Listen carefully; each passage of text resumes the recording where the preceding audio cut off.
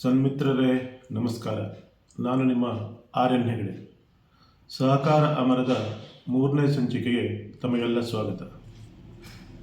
ಇವತ್ತು ಸಹಕಾರ ಸಂಘಗಳ ಸ್ಥಾಪನೆ ಮತ್ತು ಸದಸ್ಯತ್ವದ ಬಗ್ಗೆ ತಿಳಿದುಕೊಳ್ಳೋಣ.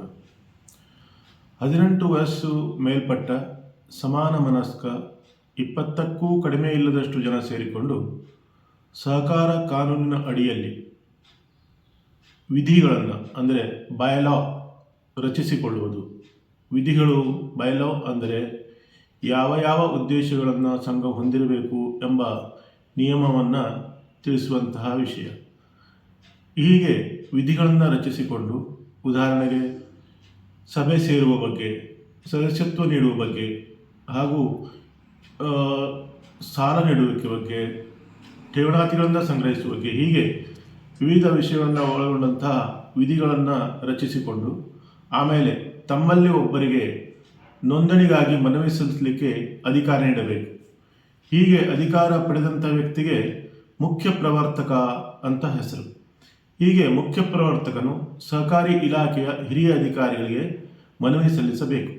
ಹೀಗೆ ಮನವಿ ಸ್ವೀಕರಿಸಿದ ಅಧಿಕಾರಿಯು 30 ದಿನಗಳ ಒಳಗಾಗಿ ವಿಧಿಗಳು ಕಾನೂನಿನ ಅಡಿಯಲ್ಲಿ ಅಂದರೆ ಬೈಲಾ ಸಹಕಾರಿ ಕಾನೂನಿನ ಅಡಿಯಲ್ಲಿ ಸರಿಯಾಗಿದೆ ಎಂಬುದನ್ನು ಖಾತ್ರಿಪಡಿಸಿಕೊಂಡು ನೋಂದಣಿ ಪ್ರಮಾಣ ಪತ್ರ, ರಿಜಿಸ್ಟ್ರೇಷನ್ ಸರ್ಟಿಫಿಕೇಟ್, ನೋಂದಣಿ ಪ್ರಮಾಣ ಪತ್ರವನ್ನು ನೀಡುವರು.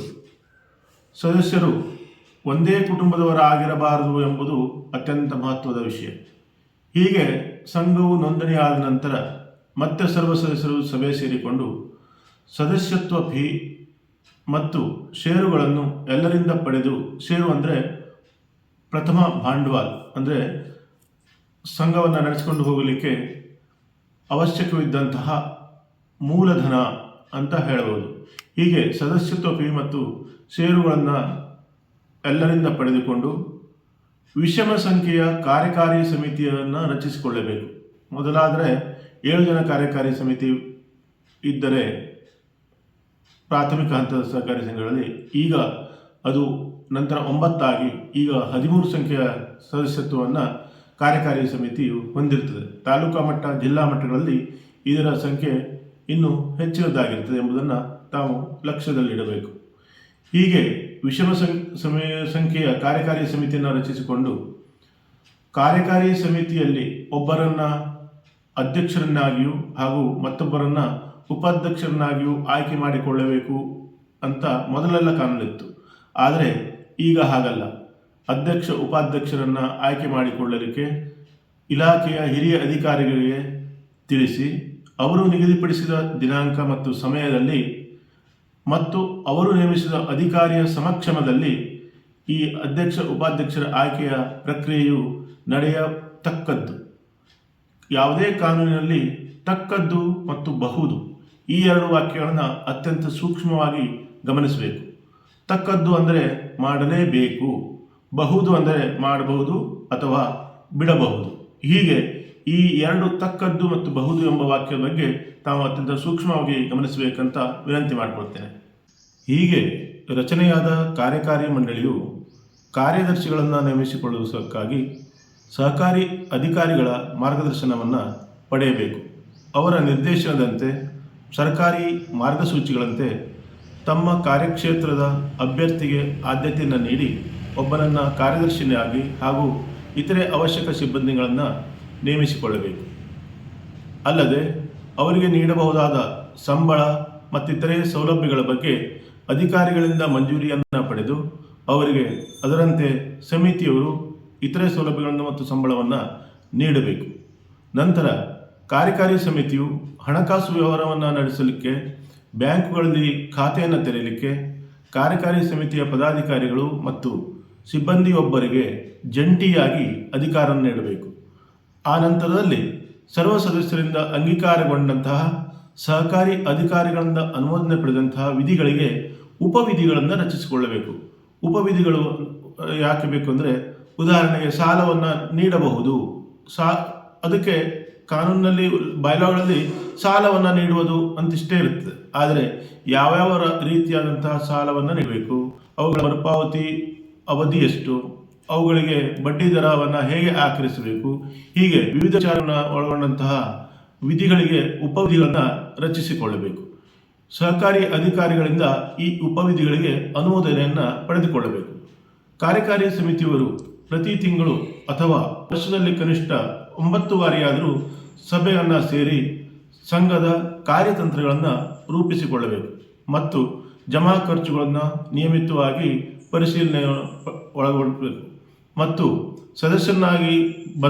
ಸದಸ್ಯತ್ವಕ್ಕಾಗಿ ಬಂದ ಅರ್ಜಿಗಳನ್ನು ಪರಿಶೀಲಿಸಿ ಮಂಜೂರಿ ನೀಡುವ ಅಥವಾ ತಿರಸ್ಕರಿಸುವ ಹಕ್ಕನ್ನು ಮತ್ತು ಸಿಬ್ಬಂದಿಗಳ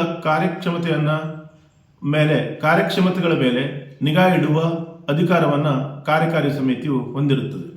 ಸರ್ವ ಸದಸ್ಯರು ಇನ್ನುಳಿದಂತಹ ಅಗತ್ಯತೆಗಳಿಗಾಗಿ ಅವರ ಅವಶ್ಯಕತೆ ಇದೆ ಅಂತ ಕಂಡು ಬಂದಲ್ಲಿ ವರ್ಷದಲ್ಲಿ ಯಾವಾಗ ಬೇಕಾದರೂ ತುರ್ತು ಸರ್ವ ಸದಸ್ಯರ ಸಭೆಯನ್ನು ಕರೆಯಬಹುದು.